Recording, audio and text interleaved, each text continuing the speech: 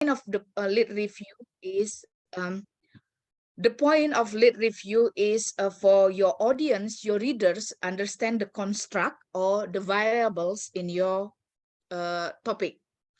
So make sure that you focus on that. And then the second one, why you do not need to put so much focus for your lit review during your during your proposal writing.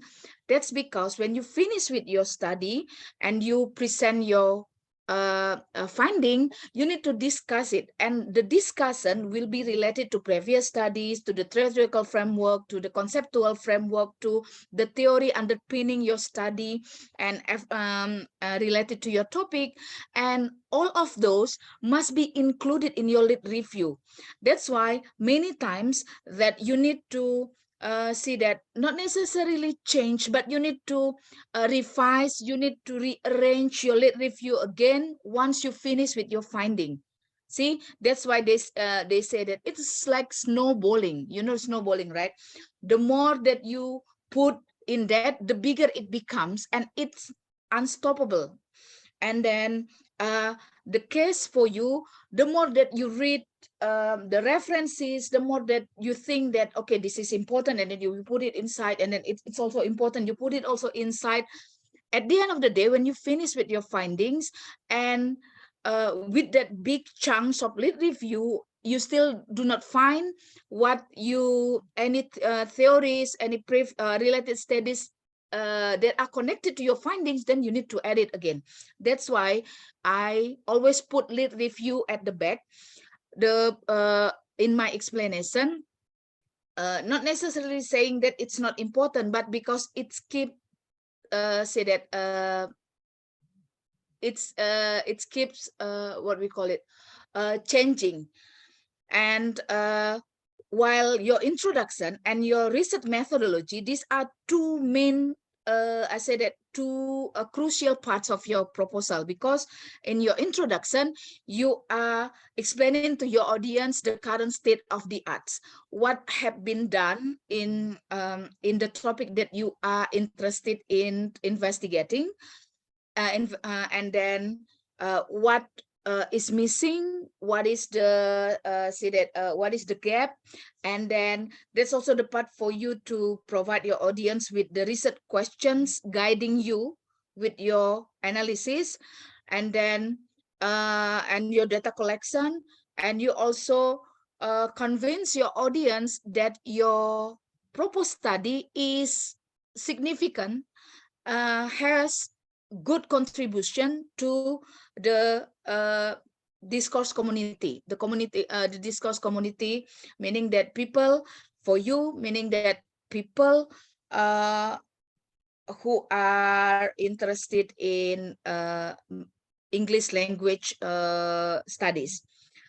And while your methodology, it will provide the blueprint, what you are going to do with your work, meaning that see that it will let your supervisors and your audience the plan that you will do, like step by step in conducting your research.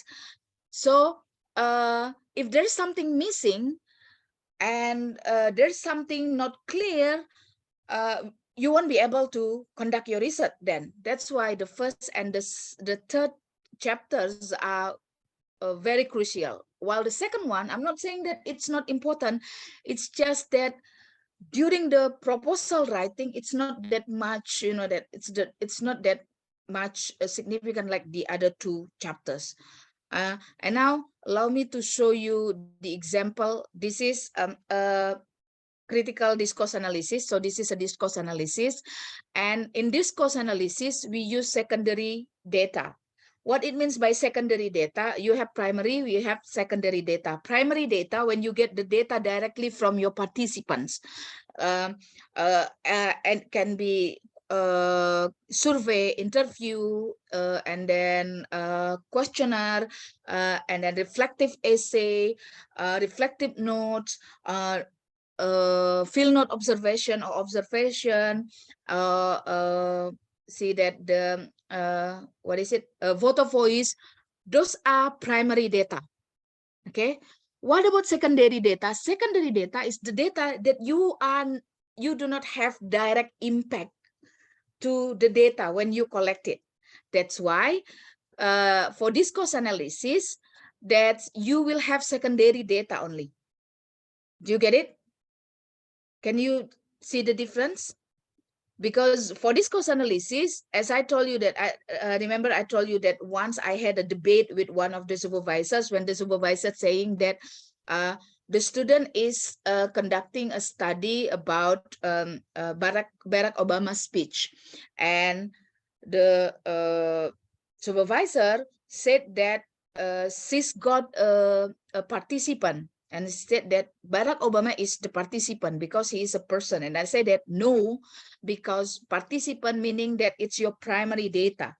You are dealing with primary data, while in this case, the students are dealing with secondary data. Secondary data, the student do not have any impact directly to the data. It's there already in public domain. So the student is not contacting Obama and then ask him questions about his speech. If he does it, if she does it, then that's her primary data. That's become primary data. In this case, the data is already there. That's why she needs to be careful. She needs to be cautious when she select which data she needs to analyze. That's what happened to content analysis. Okay, but in this study, she's got both secondary and primary data. Oke, untuk penelitian yang ini, yang saya tunjukkan ini, dia ada secondary-nya, dia juga ada primary datanya. See, but my question, do you know now the difference between primary and secondary data? Yes, ma'am. Ya, bisa ada kira-kira pertanyaan? No, ma'am. Bisa membedakannya? Bisa, ma'am. Ya, jadi jangan bingung lagi kalau seandainya ada yang mengatakan bahwa oh oh ini bukan nih primary data. Ada yang bilang oh kamu nggak bisa menggunakan cuma secondary data di dalam penelitian. Itu kalau yang ada yang ngomong kayak begitu berarti dia bacanya kurang jauh. Bacanya referensinya kurang banyak gitu ya. Tergantung penelitian. Ada yang dia pakainya hanya primary data, ada yang secondary and primary data gitu ya. Lalu saya contohkan, kalau saya mengambil dokumen itu adalah documentation artifacts. Artefak itu contohnya adalah saya mau menganalisa guru, lalu saya mengambil RPP-nya, saya mengambil teaching diary-nya, saya mengambil lesson plan-nya. Itu kan secondary data. Dia tidak membuat itu karena saya minta, kan bukan karena saya minta kan? Memang sudah ada kian itu gitu loh. Tapi kalau saya interview, kalau saya questionnaire, saya punya direct impact langsung. Makanya dia jadi primary data. Oke. Jadi apakah harus ada dua-duanya? Tidak. Apakah harus ada primary data? Tidak, tergantung penelitiannya gitulah. Nah, di sini kebetulan dia ada primary and secondary data. Let's see. Sebelum saya tunjukkan bagian dari ininya ya. Saya mau menunjukkan bahwa lit review is not supposed to be disintegrated. Itu yang harus dirubah dari praktek yang ada sekarang ini. Bahwa yang namanya literatur review itu nggak boleh dia terpisah-pisah, incrit-incrit. Jadi apa maksudnya? Misalnya aja kalian bikin judul misalnya gini. Lecturer perception on global Englishes in university classes gitu ya misalnya. Lalu kalian bikin perception, apa itu terjemahan perception, definisi perception. Kalian bikin satu-satu kayak begitu gitu loh. Lalu global Englishes, kalian terjemahkan apa itu global Englishes gitu. What is global Englishes, itu namanya incrit-incrit. Sementara dia harus dalam satu konteks, dia harus terikat dalam satu konteks. Jadi what should be included in your data collection? Ini juga sebenarnya saya jadi pertanyaan sama kalian ketika kalian punya conceptual framework. Saya nggak tahu idenya dari mana kalian seperti itu ya. Jadi di dalam in lit review we have 3. Ada 3 yang ada di situ. Kalau tidak theoretical framework, you have conceptual framework, and the last one you have empirical empirical what is it?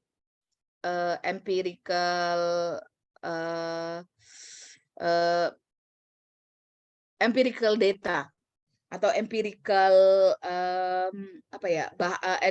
Empirical we call it, tadi ada framework, dia bukan framework. Empirical studies, we can say that. So to show previous studies. Okay. Sekarang kita lihat. Tadi judulnya ingat ya tadi ya. Dia mau melakukan penelitian tentang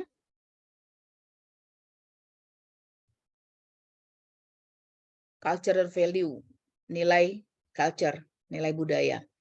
Kita lihat di sini bahwa dia mengeluarkan ada berapa pertanyaan, makanya datanya ada secondary. Okay. Riset question-nya itu adalah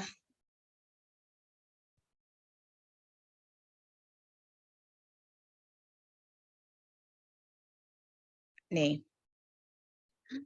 Dia punya 4 riset question. Yang pertama itu adalah what are cultural contents represented in the textbook from Kacu Circles of English and Moran Copy Perspective. Ketika dia menjawab ini, dia akan menggunakan data secondary data.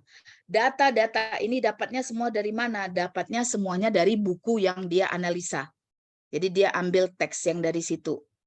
Kemudian, how do this cultural content represented the textbook symmetrically convey particular cultural ideologies? Kembali lagi, dua-dua ini datanya hanya dari buku. Makanya dia adalah secondary data. Lalu dia harus benar-benar hati-hati mengecek isi buku itu mana yang dia ambil yang bisa menjawab pertanyaan 1 dan 2. But look at the second one. Aduh, sorry. Lihat pertanyaan yang kedua. Pertanyaan yang kedua, part kedua maksud saya. Pertanyaan 3 dan 4 sebenarnya. Lalu dia juga mau mencari tahu. Dia nomor 1 melihat bagaimana representasinya, lalu apa meaning yang disampaikan. Lalu kemudian dia mau melihat persepsi gurunya. Karena guru ini nanti yang akan menggunakan buku-buku ini dalam ruangan kelas.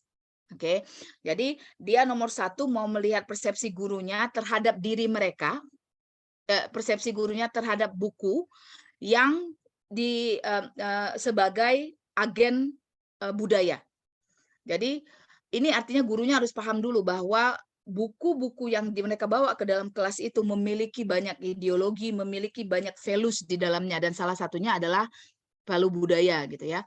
Dan dia mau mencari tahu bagaimana persepsi guru terhadap buku sebagai agen budaya. Lalu yang kedua adalah dia mau mencari tahu bagaimana prakteknya mereka. Oke, ketika mereka mengadopsi atau mengadaptasi buku yang ada. Ini dia ada satu buku. Katakanlah buku itu bukan dia yang pilih. Buku itu diberikan oleh kepala sekolah. Atau misalnya kesepakatan dari sekolahnya. Dan di dalam buku itu mungkin misalnya, di dalam buku itu gambar budaya yang digambarkan itu hanya budaya-budaya yang datangnya dari inner circle. Inner circle itu adalah negara-negara di mana bahasa Inggris dipakai sebagai bahasa pertama. Jadi mau cerita budaya, tapi yang digambarkan tentang misalnya Thanksgiving, kemudian apa Halloween gitu ya. Dan ketika kita cerita konteks ini ke orang Indonesia, pasti orang Indonesia akan bertanya-tanya kan gitu ya. Kalaupun mereka tahu, mereka taunya dari mana? Dari mungkin movie, dari mungkin apa ya, mungkin dari lagu, tapi mereka mungkin tidak pernah merasakan langsung apa sih yang dilakukan di situ gitu loh. Kemudian pertanyaannya, karena buku itu adalah cultural agents, lalu apakah guru-guru ini kalau di situ hanya menggambarkan hanya satu culture nilai budaya yang dikeluarkan, apakah guru-guru ini mengadaptasinya? Itu yang dilakukannya. Ingat, remember the difference between adopt and adapt? Ingat nggak kemarin waktu saya menjelaskan kepada kalian tentang kuesioner atau survei? Kalian bisa mengambil dari penelitian orang lain. Kalau dia adopt, artinya apa? What does it mean?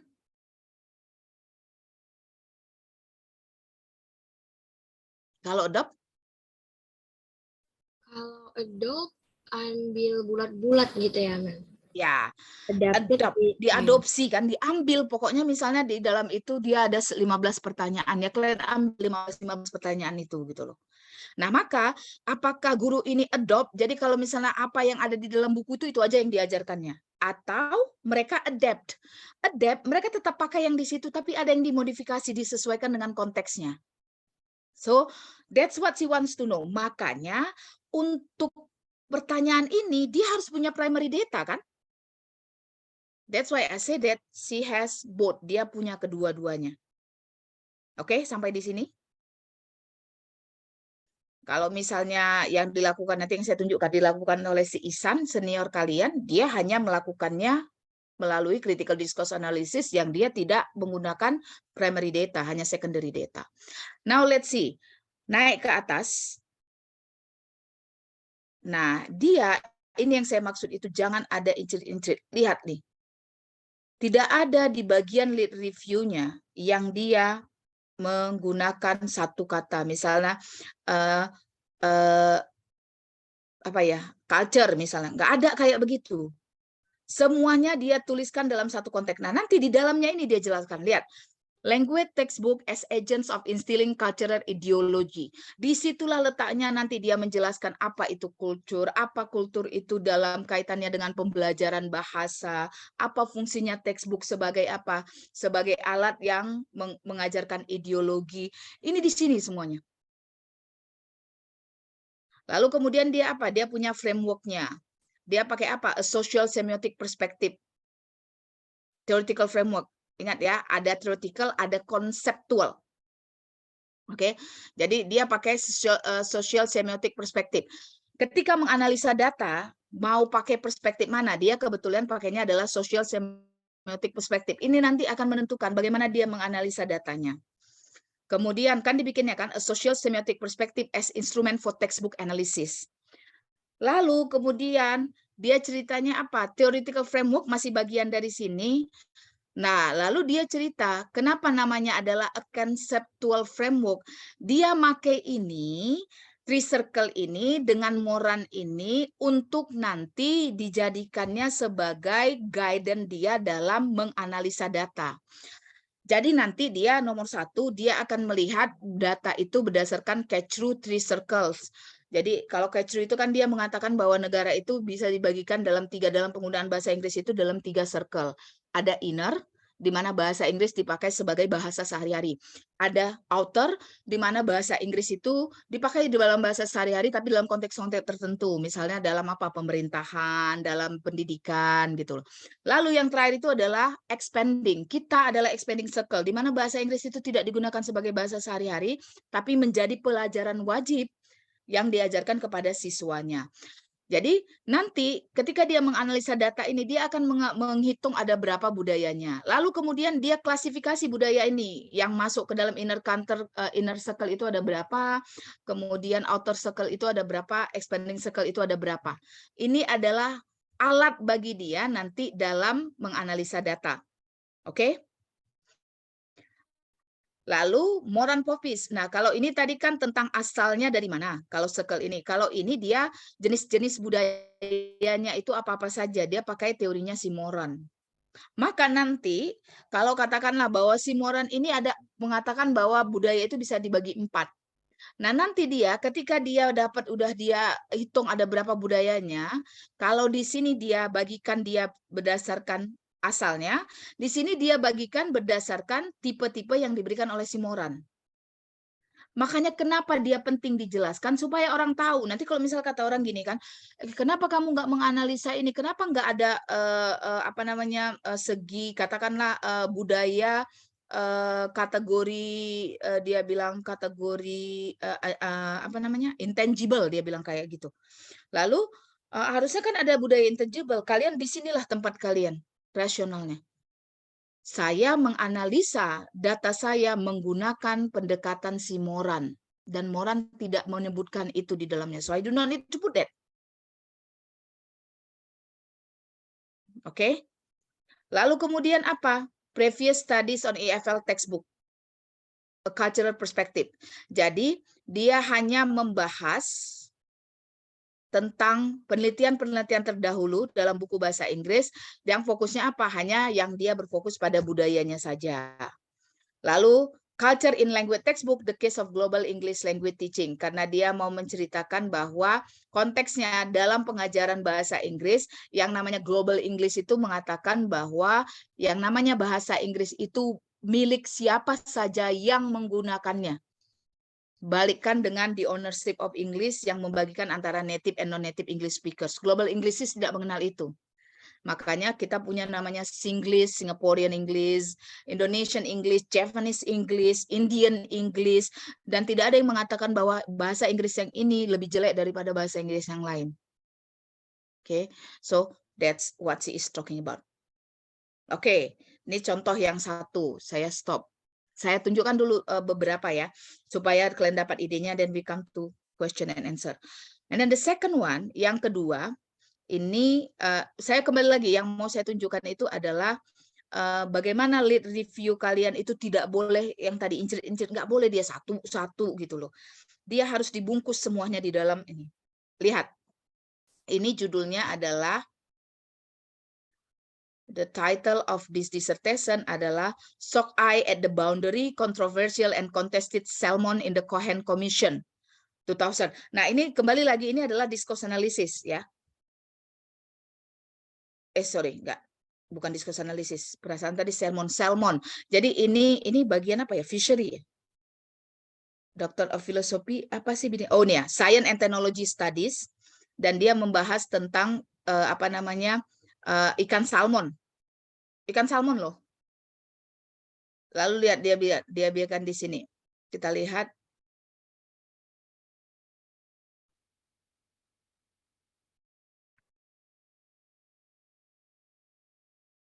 Ya benar, dia membahas ikan salmon, dan ini discourse analysis karena dia membahasnya dari mana? Dia mengambilnya dari Cohen Report. Ini datanya, data source dia.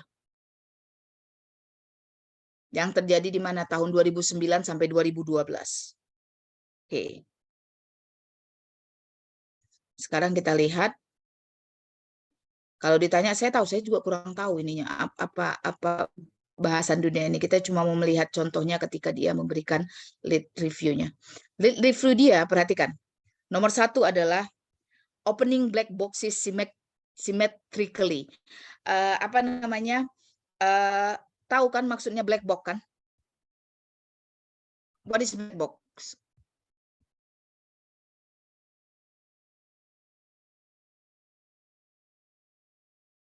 Do you know black box?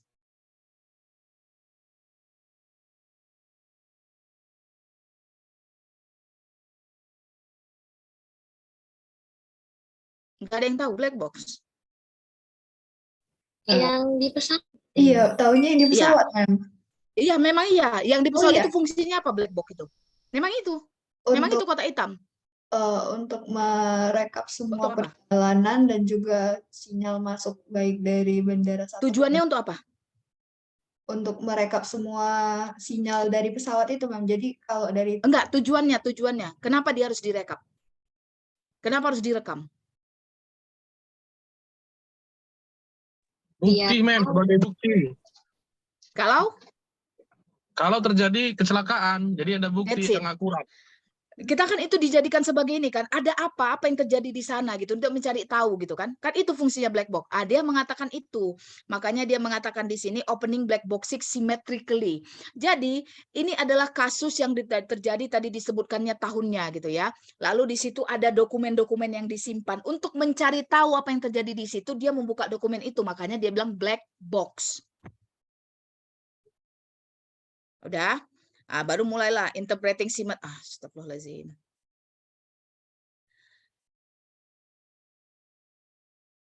Nah, kan nggak ada dia bilang definition of black box, kan nggak ada begitu kan? Semuanya terbungkus dalam ini.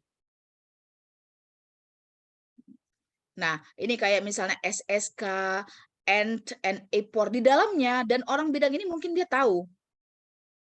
Nah, kemudian karena dia kan membahas tentang kontroversi nih. Lalu apa frameworknya? Lihat, dia pakainya apa? Engage controversy study. Jadi kalau kalian mau menganalisa tentang kesalahan berbahasa, ada namanya adalah frameworknya adalah error analysis, kan itu. Maka ketika dia membahas tentang suatu kontroversi, dia menggunakan pendekatan teorinya apa? Dia menggunakan engage controversy study, ada namanya kayak gitu. Nah, kemudian kelihatan dia pakai teorinya siapa? Pakai punyanya Letours. Oke, kelihatan kan literaturnya kan? Saya stop. Nah, ini yang punya senior kalian. Ini punya si Ihsan ini, dan saya ingat sekali bahwa saya bukan pembimbingnya gitu, tapi karena dari awal dia bilang bahwa saya mau melakukan penelitian ini, Mem, dan saya sudah konsultasi, tidak ada satupun dosen di sini yang bisa membantu saya, membimbing saya satu persatu apa yang harus saya lakukan gitu. So this is, saya nggak tahu apakah ini sudah terbit atau masih dalam embargo punyanya Ihsan ini.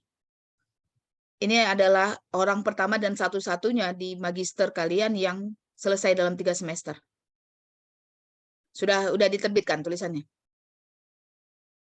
Sudah ada, Ma'am, di repositori. Oh, udah ada di repositori. Jadi, kalau ditanya kenapa dia cepat, hampir setiap minggu dia mendatangi saya. Cuma kadang karena kebetulan kan suami saya musisi, jadi hari Sabtu Minggu itu suami saya itu manggung, maka dia akan mendatangi di mana tempat suami saya manggung agar bisa dia konsultasi cepat. Jadi ada masanya ketika dia sudah selesai seminar hasil, lalu ketika saya jadi pengujinya, saya bilang, penelitian kamu ini nggak ada critical discourse-nya gitu loh, belum ada yang kritis di dalam gitu. Nah, karena dia masih betul-betul masih general, itulah alasannya kenapa dia jadinya 120 halaman, karena panjang. Nah, saya ingat ini harusnya kamu analisanya begini, dan this is what I suggested him. Ini cara kamu menuliskan literatur review. Kalau kalian lihat, bandingkan dia punya dengan sebelum-sebelumnya, dia menggunakan jauh sekali istilah-istilah yang berbeda. Saya mulai dengan theoretical framework-mu apa? Kasih tahu dulu bahwa yang namanya CDA itu adalah alat analisa data. Hati-hati, CDA itu bisa menjadi pendekatan penelitian, CDA itu juga bisa jadi alat analisa data. Kamu mau menggunakan dia sebagai alat analisa datanya. Kemudian apa? This is the reason. Kalau misalnya nanti ditanya, kenapa Mem, kalau sama Mem ada, saya rasa punya filenya Ihsan ini ada 10 sama saya. Dari mulai dia proposal bab 1 sampai setengah proposal, judulnya itu dari mulai proposal, kemudian ada misalnya finding dan metodologi, ada lagi kemudian lengkap, ada lagi bismillah sidang lengkap. Pokoknya udah kayak gitu loh udah semua tulisannya. Kalau perlu bismillah, Allahu Akbar, sidang udah lengkap, sampai begitu dia ngirimkan sama saya gitu. Jadi memang saya harus akui bahwa dia lebih banyak konsultasinya sama saya. Karena memang pada saat itu Pak Rahmat mengatakan bahwa mereka nggak tahu apa yang dilakukan dengan CDA. Lalu saya bilang, kamu mau melakukan visual grammar analysis. Visual grammar itu punyanya Van Leeuwenhoek. Apa yang ada dalam visual grammar analysis, kamu tunjukkan pada orang-orang. Barangkali orang nggak tahu pembaca kamu bahwa yang namanya kalau visual grammar analysis itu, kamu mau menganalisa gambar, lalu gambarnya kamu lihat apakah dia diambil dari depan, apakah dia diambilnya dari lebih banyak porsi yang si laki-laki atau porsi perempuan kalau dia porsi ininya. Lalu kemudian apakah dia angle-nya diambil dari atas, apakah yang nampak keseluruhan badan. That's visual grammar teorinya si Van Leeuwenhoek. Dan sebelumnya dia kan nggak tahu itu. Setelah dia bahas ini kesemuanya adalah theoretical framework-nya. Baru dia masuk apa? Conceptual framework-nya apa? Moral values paradigm. Nah, karena dia menggunakan ini framework ini, jadi dia menggunakan Verloh itu untuk menganalisa datanya, bahwa data itu dibagi stepnya menjadi 1, 2, 3. Itu Verloh. Itulah yang kalian sebut dengan Miles dan Huberman. Lalu kemudian ketika dia mau menganalisa dalam step 1, 2, dan 3-nya, dia pakai Van Leeuwenhoek.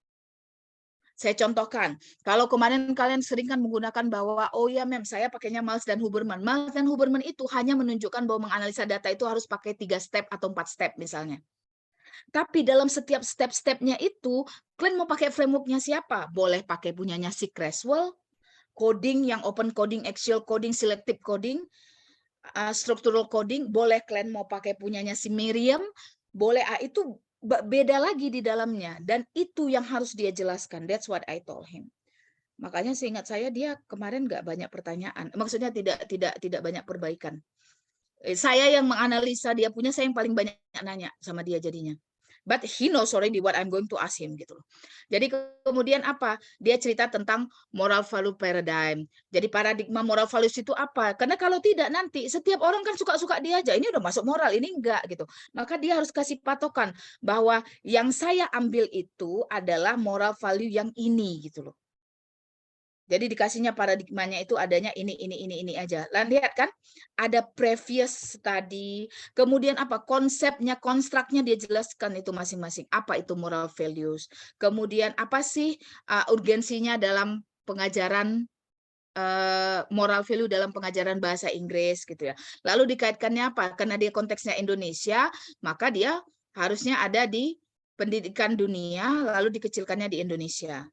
Kemudian baru dia kecilkan lagi. Itu tadi tentang moral. Lalu kaitkannya dengan textbooks. Ada apa tentang bahasan moral dengan textbook gitu loh. So, that's it. Baru dipisahkan previous relevant studies-nya. Nah, previous relevant studies ini dia sudah sebutkan secara sekilas di bagian mana? Introduction. Karena dia mau menunjukkan gap nanti kan. Dia kan akan bilang bahwa sudah banyak dilakukan penelitian, dan penelitian ini tapi kecenderungannya apa? Karena dia mau menunjukkan gap. Nah, penelitian-penelitian yang dia sebutkan secara sekilas tadi di dalam introduction, kemudian dia jelaskan di sini. Nah, inilah nanti tempatnya ketika kalian mau melakukan discussion. Kalian katakan bahwa penelitian ini sejalan, tapi sebagian sejalan atau bertentangan dengan penelitian si ini. Itu harus ada di dalam ini. Oke, lalu ketika mengatakan teori mengatakan bahwa moral education itu adalah ini apa segala macam, itu harus ada semuanya di dalam ini. Nggak boleh dia tiba-tiba ujuk-ujuk nongol di dalam discussion kalian, tidak kalian sebutkan di dalam lead review. That's why I keep saying that lead review, yakinlah berapa banyak pun kalian tulis, nanti pasti akan ada pengujinya. Oh ini kayaknya kurang, ini kasih apa? Biarkan aja, makanya proposal itu, don't put that much energy there. Hilangkan kebiasaan bahwa oh pokoknya harus tebal. Wah proposalmu tipis sekali. Tipis dengan tebal itu tidak merepresentasikan kualitasnya. Saya disertasi aja kata profesor saya kalau bisa proposal saya maksimal 20 halaman. Bayangkan disertasi itu. Hasil akhirnya berapa? 200 hampir 250 halaman. Kan nggak mempengaruhi gitu. Makanya saya kalau masih ada lagi profesor yang bilang bahwa wah ini tipis sekali, sibuk dia dengan tipis dengan tebalnya. Orang kalau sekarang kalau bisa semakin tipis semakin bagus tapi padat. Lihat apa misalnya? Contohnya aja lihat. Masih mau nggak kalian membawa flash disk yang misal kalau dulu yang gede-gede, sekarang kalau bisa makin kecil, laptop kalau bisa sekecil mungkin, HP kalau bisa sekecil mungkin tapi gigabyte-nya besar gitu loh. See, this is the same thing. Yang jadi nukleusnya saja yang dimasukkan di dalam gitu. Oke, ada pertanyaan. Minggu depan saya baru ingat, kayaknya kakak kelas kalian tuh rata-rata saya minggu depan aja nguji di USU itu kalau nggak salah saya ada 3 itu ya. Kayaknya kejar target. Jadi kalian terutama yang semester 3, ayo kalau bisa di ujung semester 3 ini kalian sudah proposal. Oke, kalau bisa. Any question? Ada pertanyaan? Mem boleh lihat yang bagian konseptual punyanya Bang Isan tadi nggak, Mem? Nah, ini konseptual ini saya nggak tahu. Ini cuma kalian ini yang ada di sini. Bentar, saya buka dulu. Iya, karena sepemahaman Yuri waktu Harus ada 1, begitu kan? Harus iya, ada bagan kan? harus Nah, ada permasalahannya bagan. saya tidak mempermasalahkan bagan, yang saya permasalahkan adalah entah apa-apa isi di dalamnya. That's it. Bagus sebetulnya kalau kalian mau menggambarkan. Nah, kalau dia, oke, kenapa? Karena dia sudah runut di dalamnya. Nah, kan isinya begini. Nanti coba kalian bandingkan terutama dengan kalau kalian yang punyanya conceptual framework. Lalu conceptual framework-nya itu terutama kalau interview, nggak tahu saya entah teori siapa di atas ditaruhnya, entah siapa yang berikutnya. Nah, kalau dia, karena tadi sudah ada semua di dalam, sudah dia menunjukkan bahwa ini adalah buku yang dia analisa. Kemudian dia pakai apa? Ini dia critical discourse analysis. Nanti dia menganalisanya menggunakan punya si Verloh dengan pakai si Van Leeuwen. Kan gini kan? Ya. Udah, kemudian dia mengendalikan apa? Inilah isi di dalamnya. Nomor 1 itu waktu dia nih, what moral values, dia, ya betul, moral values ya. What moral values are represented. Jadi dia akan menggambarkan, deskripsinya dia hitung ada berapa kali terjadi. Betul? Lalu setelah itu bagaimana dia digambarkan, itu interpretasi dia terhadap ininya.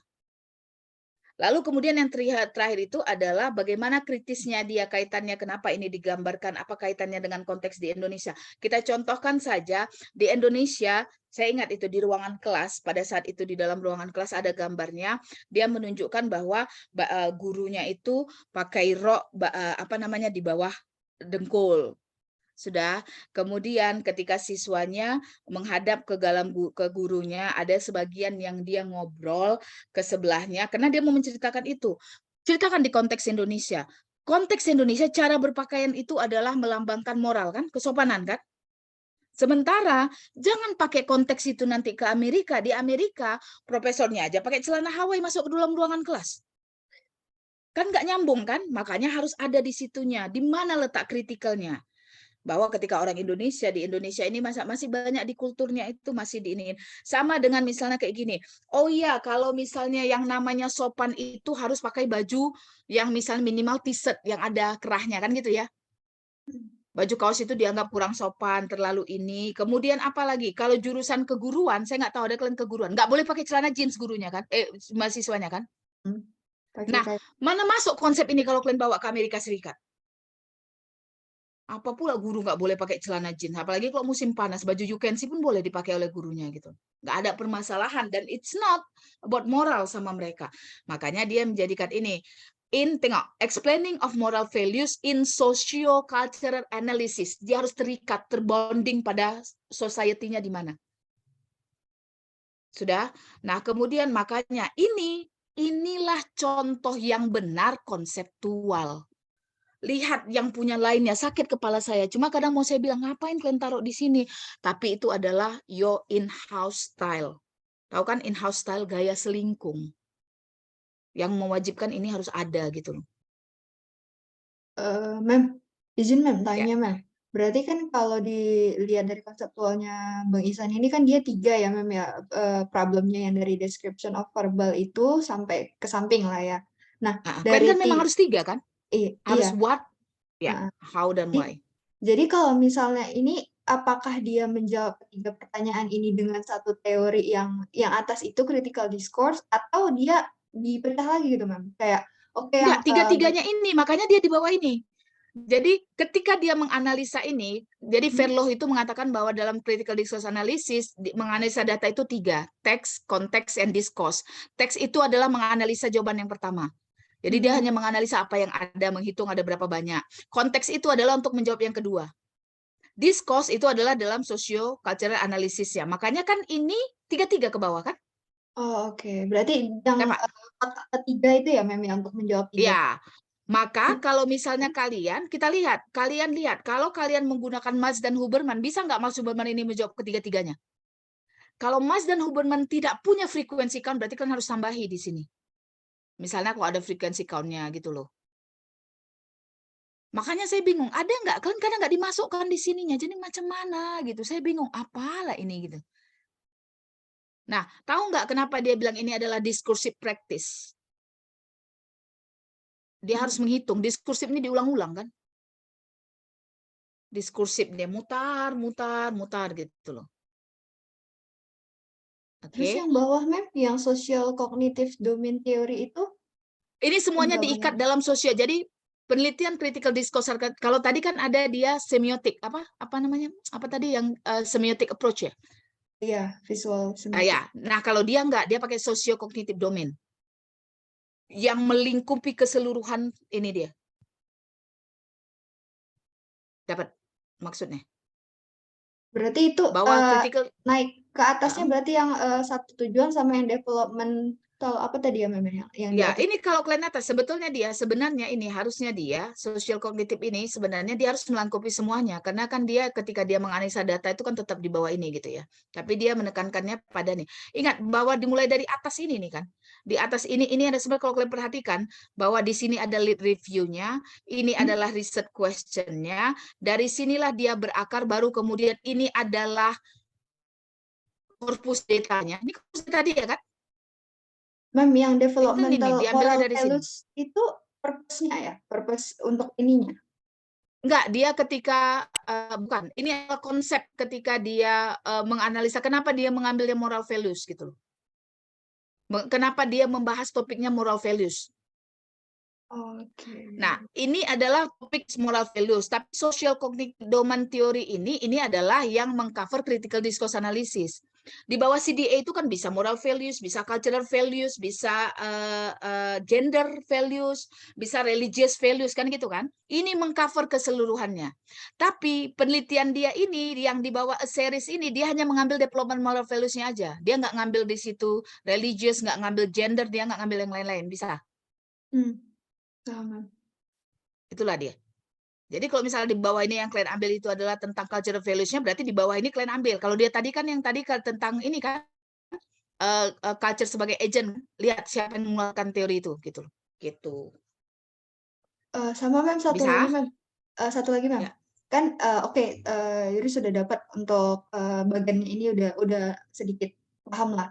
Nah, untuk mengimplementasikan atau elaborate antara si teori-teori ini dengan yang bab 3. Nah, itu gimana sebenarnya, Mem? Sampai sekarang masih belum paham sih, kayak kenapa bisa pakai Huberman, kenapa bisa pakai Creswell, itu cara Oke, ngelihatnya sekarang gini. gimana?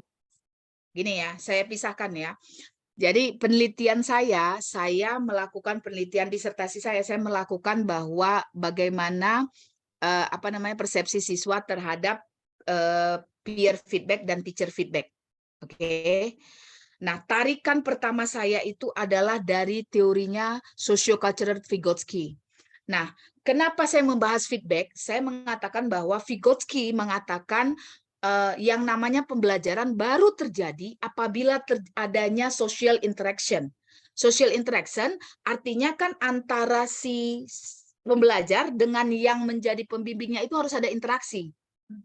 Nah, ketika peer feedback, mereka akan berdiskusi. Jadi kalau seandainya guru hanya menerangkan, itu bukan SCT ya, bukan sociocultural theory. Jadi SCT mengatakan bahwa harus terjadi interaksi di dalam itu, baru namanya pembelajaran. Jadi kalau cuma misalnya gurunya menerangkan, lalu si anak itu tidak ada memberikan ini, mereka tidak bernegosiasi terhadap apa yang terjadi dalam, that's not SCT. Sudah, saya mengambil kenapa topik saya itu adalah peer feedback, anti-change feedback, saya mengambil teori atasnya itu adalah SCT, Social Cultural Theory. Oke? Sudah? Nah, kemudian inilah dia di sini persamaannya. Dapat? Itu nomor 1. Lalu ketika saya menganalisa datanya, saya menggunakan spesifik tentang apa? Saya menggunakan higher order thinking skill berbasis pada, ketika saya mau mengatakan bahwa terjadi higher order thinking skill, kan banyak nih orang yang mengatakan bahwa higher order thinking skill itu tanda-tandanya begini. Yang paling sering dilakukan oleh orang di Indonesia itu adalah menggunakan Bloom's taxonomy, betul? Nah, Bloom taxonomy tidak secara spesifik mengatakan apa yang terjadi dengan higher order thinking skill, apa tanda-tandanya gitu. Tapi kalau Vygotsky, dia secara spesifik mengatakan bahwa higher order thinking skill itu terjadi apabila sudah ada perpindahan dari lower ke higher. Inter to intra psychological plane, dia bilang. Tandanya apa? Apabila seorang anak, jadi ada regulation to self-regulation. Apabila seorang anak awalnya baru tahu salah karena ditunjukkan orang salah, ditunjukkan sama orang dia salah, itu masih lower. Tapi setelah itu dia bisa tahu kesalahan dia sendiri, memperbaikinya. That's higher order thinking skill kan? Berarti sudah pindah dari other, orang lain yang menunjukkan ke self regulation. Saya pakai itu. Maka zone tadi of proximal teori tadi sociocultural theory itu adalah yang mendomin semua topik saya, tapi ketika menganalisa datanya saya pakai Vygotsky zone of proximal development. Artinya sudah terstretch ilmunya gitu ya. Sama saya pakai apalagi yang saya pakai? Saya pakai culture, bahwa praktek orang pembelajaran itu tidak terlibat dari kultur di mana dia tinggal. Nah, ketika di dalam sini saya menganalisa datanya pakai siapa? Saya pakai Creswell. Saya menganalisa data Creswell itu pakai apa? Ada open coding, itu dia Excel coding di situ di dalamnya. Oke, bisa? Kira-kira? Lalu di sini ada apa? Saya pakai grounded. Grounded itu apa? Bahwa ketika saya menganalisa, kalau dia kan gini nih, kalau dia kayak yang tadi kan ada 4P Moran tadi. Jadi sebelum dia analisa dia udah tahu bahwa nanti akan diambilkannya kalau ini masuk ke kriteria 1, ini masuk kriteria 2, ini kriteria 3 kan? Nah, itu dia sudah ada kian itu. Itu namanya adalah didaktif. Nah, sementara saya nggak punya teori untuk melihat data ini. Saya analisa saja dulu datanya, lalu data ini kemudian saya kumpul-kumpulkan, baru saya menciptakan ini kategori-kategori baru. Maka disinilah saya letakkan kenapa saya pakainya punyanya si Creswell grounded theory atau inductive analysis. Itu letaknya. Bisa kira-kira. Nanti kalau misalnya agak berat memahaminya, saya mempelajari ini bertahun-tahun loh, sampai sekarang pun saya masih belajar gitu. Sementara kalian dalam waktu 8 pertemuan yang setengah mau dicekoki semuanya tentu berat. Nanti dengarkan lagi penjelasan saya ininya. Oke. Nah, lalu ininya 1, 2, 3, ini adalah research question. Research question saya itu ada 4, saya 4. Oke. Nah, ketika kalian menganalisa untuk research question 1, 2, ini apa yang kalian lakukan? Saya di sini menggunakan frequency count, nomor 1.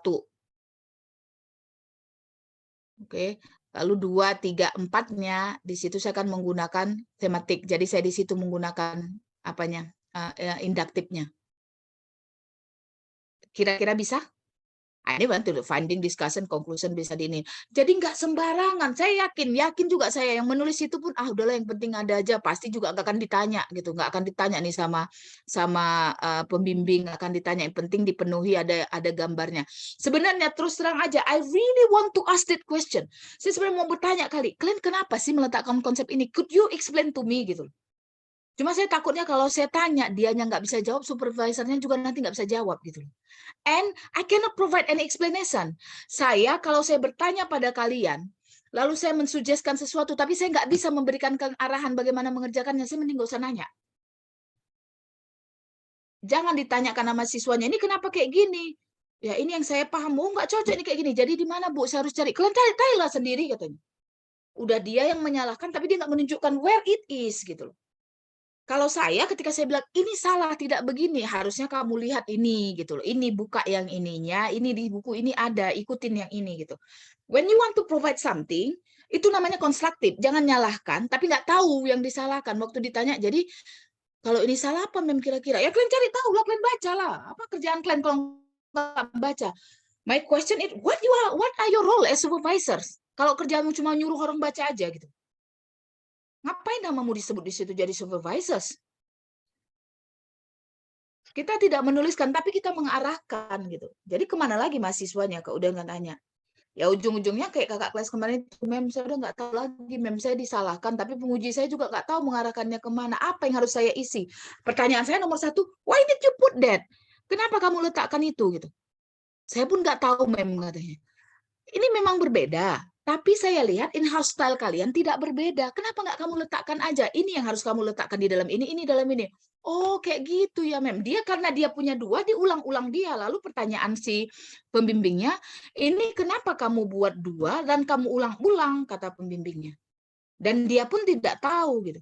Makanya saya bilang, ngapain in-house style kalian kan nggak ada membedakan antara data collection, instrument of data collection, sama data collection procedure. Ngapain kamu menyusahkan hidup gitu? Masukkan saja semuanya di dalam satu ini. Oh, dia bilang. Beda itunya. Apa yang kamu lakukan ketika kamu mengumpulkan data? Siapa gatekeeper-nya? Siapa yang kamu jumpai? Apa yang pertama kali kamu lakukan? Apakah kamu di kelas kalau kamu melakukan survei, berapa lama surveinya? Apakah kamu jelaskan dulu apakah survei itu dalam bahasa Inggris atau bahasa Indonesia? Kalau dalam bahasa Inggris, apakah kamu jelaskan bahasa Indonesianya? Apakah selama mereka mengisi di dalam kelas kamu ada di dalamnya gitu loh. Sehingga kamu mudah. So tell them. Itu procedure of data collection. Sama dengan kalau misalnya interview, ada berapa lama interviewnya, di mana tempatnya, siapa yang menentukan, pakai bahasa apa. Nah, itunya. Kemudian apakah kamu mengaudionya, atau audio video ditambah note-nya. Apa yang kamu lakukan, pakai bahasa Indonesia atau bahasa Inggris. That's the procedure. Dan kalian tidak in-house style, kalian tidak membedakan itu. Baru dia bilang, oh kayak gitu ya mem, katanya. Soalnya saya bikin di data collection itu, saya bikin alatnya apa. Di bawah prosedur saya bikin lagi alatnya apa. Sebenarnya ini nggak terjadi kalau kamu nggak cari penyakit atau itu beda sebenarnya. That's it. Akhirnya dia selesai, makanya nanti hari Selasa dia mau ujian. Kata, udah mem, saya udah nggak tahu lagi, udah stuck. I do not know what to do. Nah permasalahannya, saya disalahkan, mem. Saya disalahkan oleh penguji saya, tapi saya tanya, jadi apa Pak isinya? Saya juga nggak tahu, katanya. Kalian kamu cari tahu lah apa bedanya itu, gitu. Nah, saya bilang sama dia, ya ngapain kamu letakkan di situ kalau gitu? Mungkin kalau nggak kamu letakkan, dia juga nggak akan kepikiran nyuruh kamu meletakkan itu, gitu. But because she has already done it, anggap sudah selesai lah. Nah, pembelajaran sama kalian. Hidup ini sudah susah, jangan cari penyakit. Gara-gara kalian tengok, oh punya luar negeri keren nih, ada theoretical framework-nya, ada ideologi di baliknya, pusing kalian nanti menjelaskan apakah dia interpretatif, apakah dia adalah positivism, jangan dicari penyakit. Kalian tidak meminta itu, jadi cukup aja kasih tahu apa approach-nya, pendekatannya apa, kenapa pakai pendekatan ini, kaitannya dengan tujuannya, penelitiannya apa, maka dia dianggap paling baik gitu loh. That's it. Kan saya bilang kan, kalau saya kebetulan di luar negeri, dia harus ada philosophical-nya dulu. Kenapa kuantitatif, kenapa kualitatif, lalu kualitatif yang mana gitu. Jadi dia secara teori, dia berbeda secara apa? Secara epistemologi, aksiologi, itu berbeda dia. Dan itu wajib kami jelaskan. Di USU kan nggak ada. Datang kalian mungkin, biar kelihatannya keren. Kalian lupa, di balik kelihatan keren itu mengundang pertanyaan bagi penguji nantinya. Kalau nggak kalian letakkan, nggak akan ditanya itu pengujinya, nggak akan ditanya sama pengujinya itu apa itu dibalik filosofikalnya ini apa, nggak akan sampai ke situ pikiran mereka, yakin nggak? So don't give something that you do not want to get into. Permudah saja, sama dengan supervisor saya dulu. Dia bilang, Rama ngapain kau susahkan hidupmu, kata gitu. Mau ngapain kamu analisa, ngapain kamu interview sekian banyaknya, capek nanti kamu ininya. What did he say? Ini yang mengatakan adalah profesor ahli dunia, ahli Vygotsky, yang sudah paling senior. Dia bilang apa? Rama, kamu tidak akan menjadi peneliti, kamu tidak akan menjadi scholar terkenal dari disertasimu. No. Kamu akan belajar menulis, kamu akan menjejakkan namamu nanti setelah kamu tamat, kamu mulai menulis. Ini hanya syarat kamu untuk tamat dari UNM. Jangan kau susahkan hidupmu. That's it kalau di sana. Kalau bisa gitu, jangan lagi orang itu nulis. Bisa nggak? Ada laptop nggak di Indonesia katanya? Suruh untuk di laptop, jadi kamu nggak capek waktu menganalisa data. Begitulah mereka. Mungkin kalau kita dibalikkannya, kalau bisa dulu macam mana dia susahnya kuliah dulu, mahasiswa dia harus lebih susah dari dia biar merasakannya. Kalau mereka enggak, kebalikannya. Jangan dibuat susah, dia bilang kayak gitu. Kecuali kalian adalah Stephen Hawking yang kalau begitu sangkinnya, begitu keluar disertasinya sampai internet jadi apa namanya macet gara-gara orang mau mengakses apa sih isi disertasi dia gitu. Kalau enggak, barangkali ditergi orang pun tidak tulisan kita itu kan. Bukan berarti dibuat asal-asalan gitu, tapi jangan membuat, I just want to remind you, jangan memancing sesuatu yang nanti membuat kalian susah. That's what I want to say, oke? Okay? Ada lagi pertanyaannya?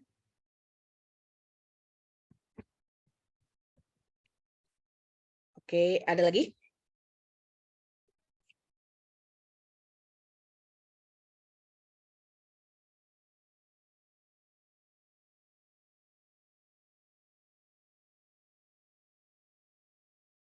Tidak ada? Sudah oke kah? So, now it's time for you to execute. Saya nggak tahu, saya asumsikan aja mudah-mudahan kalian memang sudah ada kian. Kembangkan lagi, jangan terlalu lama. Jadi, fasenya adalah saya menyelesaikan tulisan saya, disertasi saya itu 3 bulan. Kenapa? Saya punya framework sendiri gitu. Jadi ketika saya menulis, I have to be in front of my laptop for 5 to 7 hours per day. 5-7 jam harus di depan laptop setiap hari. Dan ketika saya sudah membuka laptop, HP harus saya matikan karena begitu sekali aja buka Facebook entah Instagram udahlah entah kemana-mana nanti pasti sudah teralihkan. Lalu what happens kadang kita di muka laptop and then we have writer's block, kita nggak tahu menulis apa. Nah, saya tidak akan stuck di situ. Misalnya di introduction, apalagi yang mau saya jelaskannya gitu ya. Saya pindah ke tempat yang mana? Ke tempat yang saya menulis. Bisa, misalnya metodologi. Bahkan kalau kalian merasa bahwa aku mau nulis acknowledgement dulu, tapi jangan diserahkan nanti ya. Biar kayak kesannya, oh ini memotivasi. Aku buat dulu acknowledgement, ucapan terima kasih. It's up to you. Paling tidak, ketika itu selesai, oh ya ada bertambah 1 halaman. Udahlah, itu aku mau referensi aja lah dulu, karena referensi ini kan nggak terlalu banyak mikirnya untuk menuliskannya secara benar, bertambah ininya. Lalu ketika tidak ada ide lagi, apa yang saya lakukan? Oh, kayaknya saya sebelum menulis sudah punya referensi dulu, saya kan sudah baca-baca dulu. Oh, saya tahu nanti kalau untuk jawaban nomor 1 itu saya mau pakai yang dicontohkan di disertasi ini. Maka kerjaan saya adalah men-screenshot dan memindahkan itu ke dalam bagian temuannya. Lalu ya udah nanti dapat 1 kalimat, 1 paragraf itu jauh lebih baik daripada tidak dikerjakan sama sekali. And to keep it like that, untuk memastikan bahwa setiap hari kita tetap dealing dengan ini, itu yang berat. Tapi kalau sudah biasa, saya kadang pulang dari kantor tuh sore, udah capek gitu ya. Kemudian udah malam, udah nemenin anak saya apa segala macam, terus saya masuk ke kamar misalnya mikir saya, daripada belum ngantuk, buka laptop lagi gitu. Karena merasa aja, kayaknya sayang. Misalnya 1 paragraf. Kadang buka laptop juga nggak dapat paragraf apa-apa, tapi saya baca gitu. Oh ya, ini misalnya dapat. So at least that one. Nah, itu jadi berasa aneh aja rasanya nanti kalau terlalu lama nggak buka laptop gitu. Aneh. Tapi kalau misalnya udah terlalu lama kalian tidak buat kayak begitu, yang payah itu memang to start, itu yang paling payah. Itu yang paling payah.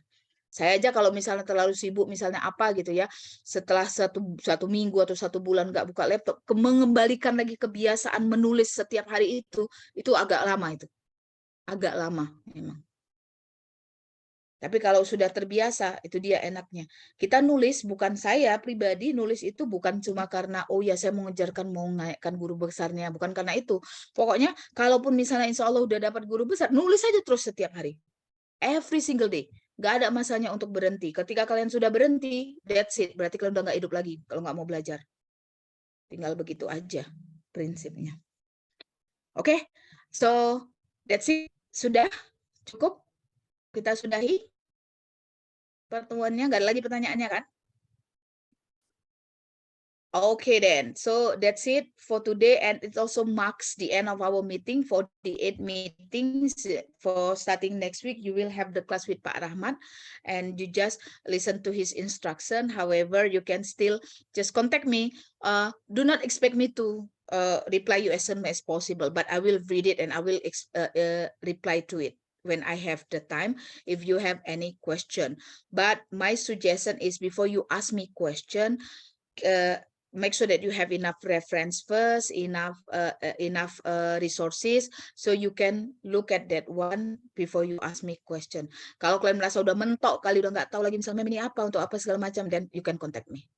Okay, so that's it. Thank you for your attention. Thank you very much, and then see that hopefully that it's helpful, any explanation that I provide to you, and then if you think there are things that needs to be explained further, it will be individually, it will be case by case based on your needs.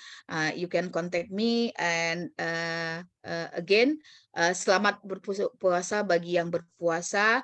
Dan ini paling tidak intens kita kan 8 pertemuan ini yang beriringan. Mohon maaf kalau misalnya ada yang salah, ada cara penyampaian yang salah. I'm not specifically talking when about something. I'm not specifically talking about your campus. Saya bukan cerita tentang hanya USU gitu. Itu terjadi di UIN, terjadi di UNIMED, terjadi di mana saja hampir rata-rata di Indonesia. Memang begitu prakteknya. Ya, saya tidak mengatakan bahwa di UIN begitu juga ya parahnya gitu. Yang memang tidak tersentuh ya begitu juga gitu ya, isi di dalamnya entah apa Mas dan Huberman, entah apa di dalam. Waktu ditanya ini temuannya apa, ya ini jawaban dia mem gitu. Kamu kalau seandainya yang kamu tanyakan, kamu mentanya what are the perceived benefits, itu pertanyaan kamu. Lalu ketika itu udah kamu tanya sama dia, Pak apa kira-kira Pak manfaatnya, itu bukan penelitian namanya, itu adalah wawancara TV. Wawancara TV apa yang ditanya itu yang ditampilkan. Sementara kalau penelitian itu dia harus keluar dari data, dan data itu tidak boleh mengarah ke pertanyaan. Pertanyaan itu hanya sebagai guide kita menganalisa data. Jadi nanti ketika kita analisa, namanya image, dia keluar dari data. Makanya dia, walau kita tidak bertanya apa sih benefitnya, ketika dia menjelaskan, nanti kita harus mencari dari situ ada nggak benefit yang keluar yang image. Bukan, Pak, apa kira-kira menurut Bapak manfaatnya ini? Dia nanya manfaatnya. Saya bilang kalau itu pantaslah dibilang orang namanya kualitatif, itu adalah penelitian yang gampang. Jangan ditanya. So it happens juga di UIN juga begitu kok kejadiannya. Bulat-bulat dimasukkannya di situ gitu. Saya tanya memang langsung kayak gini. Udah, nggak usah penelitian kamu langsung aja interview, masuk TV, kamu rekam, udah itu dia jawabannya. That's not what we are talking about. Itu hanya jawaban dia, belum tentu itu pattern yang ada di seluruh partisipan. Sementara kamu menampilkan sesuatu yang hadir dalam setiap partisipan. Udah salah kamu caranya gitu. But it happens. Jadi di mana-mana, so I'm also still learning. Jadi kalau misalnya ada kesalahan di mana-mana, nanti kalau kalian lihat referensinya, ilmu itu kan berkembang terus gitu. Masih banyak yang belum terbaca saya. So you can revise that. Penjelasan saya bisa diperbaiki dengan kalau misalnya ada yang kalian lihat referensi yang lebih baik lagi. So that's it. Thank you for your attention. I will see you again in any other question, not in this class particularly. And Assalamualaikum warahmatullahi wabarakatuh, and happy weekend for everybody. Thank you, ma'am. Thank you, Bang. Okay. Ma'am. I will leave the meeting ya. Oke, Thank you, ma'am. Oke, saya screenshotkan dulu.